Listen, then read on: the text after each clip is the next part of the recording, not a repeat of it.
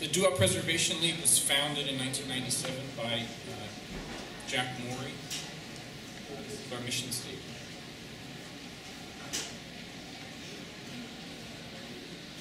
Jack Morey is our founder.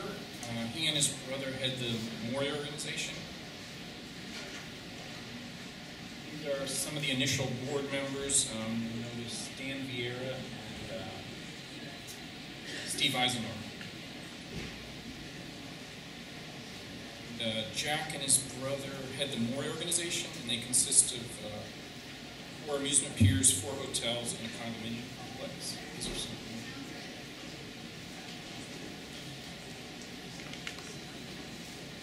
And in 1997, Dan Vieira brought the Society for Commercial Archaeology to Wildwood for their 20th anniversary conference. Steve Eisenhower was one of the speakers. He co-author of Learning from Las Vegas.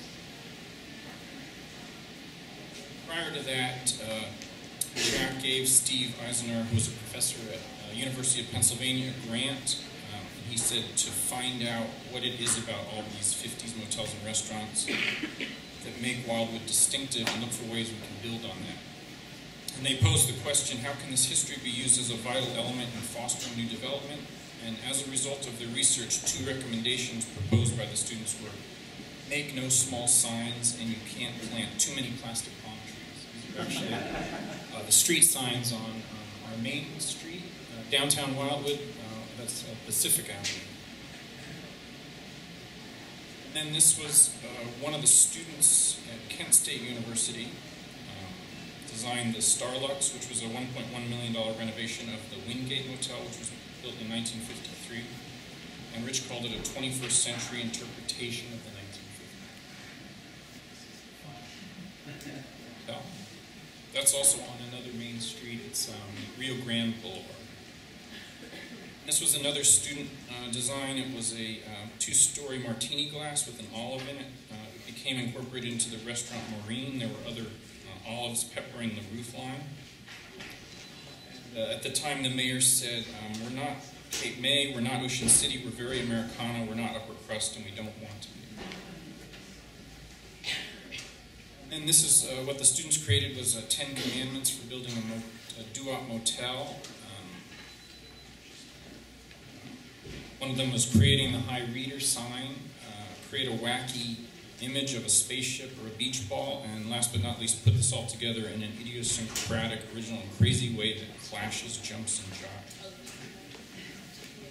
And this was a diner that was endangered, that we got the owner to donate it to us, and we dismantled it and used it as our museum.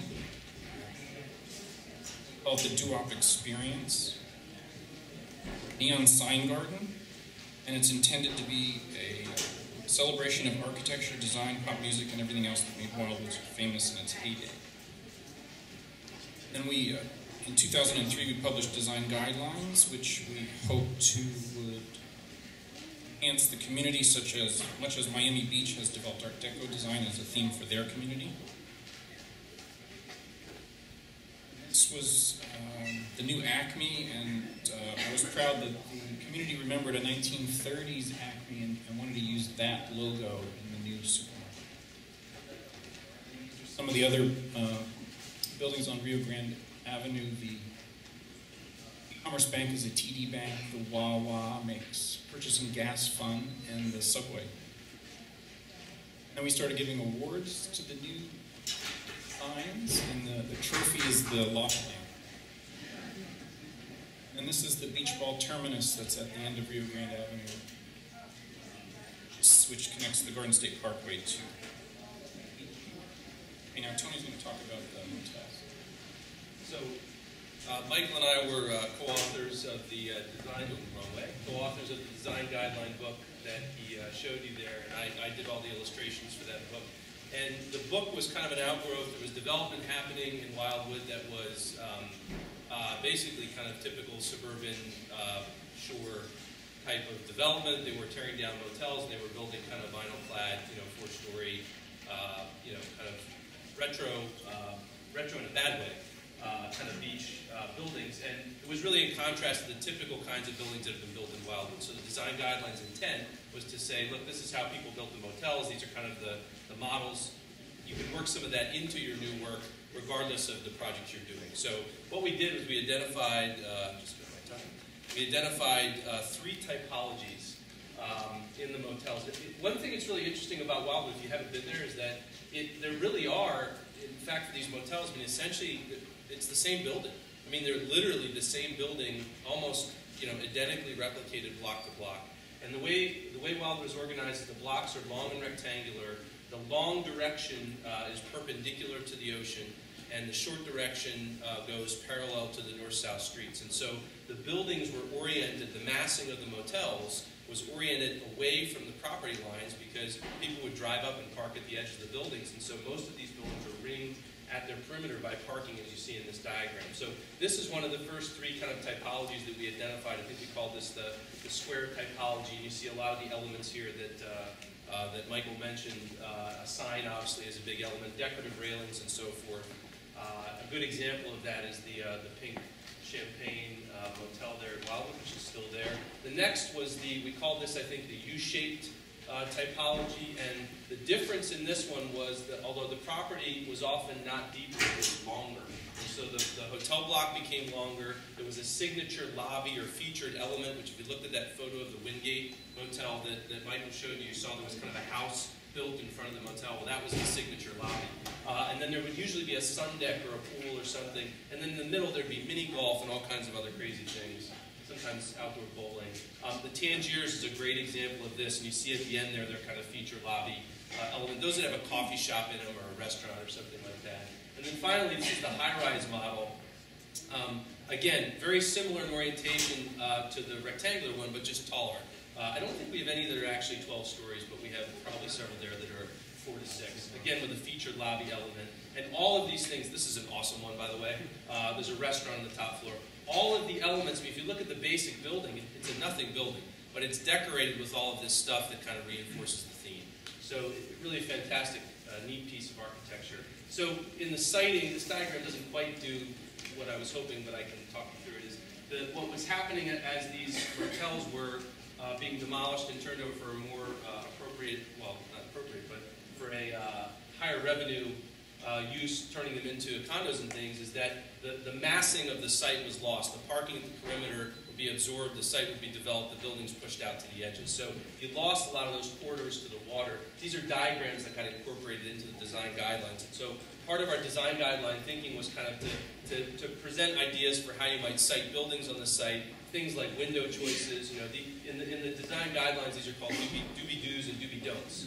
So you got the doobie-don'ts at the top, the doobie-doos at the bottom. All kinds of other diagrams, kind of the bad, the better, kind of going along. And then the other thing we did that was kind of fun is and this is an important thing I think to say about this idea. I think everybody interprets doo-wop architecture as retro 1950s. That's not the idea. The idea of doo-wop architecture, and anybody, if you've been to Wildwood or seen it, is doo-wop architecture was themes and popular culture.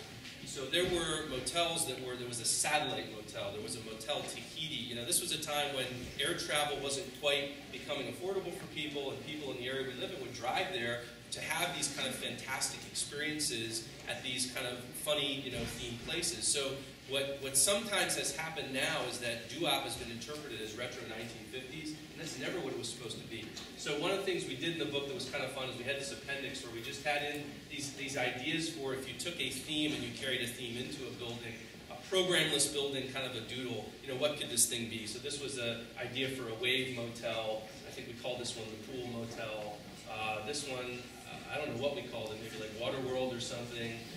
And all these little doodles. But, I mean, you see it inherent in these, and it's on the cover of the book, the idea that you have kind of a very generic building. It's decorated with ornamentation that's kind of reinforces a theme. And then you have this kind of awesome signature lobby piece. These are just doodles that really were based on no actual motels, but ways of getting people to think about how you could carry these ideas forward into other kinds of architecture and development that kind of carried through on the cover. One thing we both kind of apologize for, we don't have any copies of the book that we could share with you today, but I think they're available on their website, on the doo-wop website. And if you haven't gotten a chance to visit Wildwood, it's about an hour and a half from here, and it's a really neat place. So check it out, and thank you. Thank you.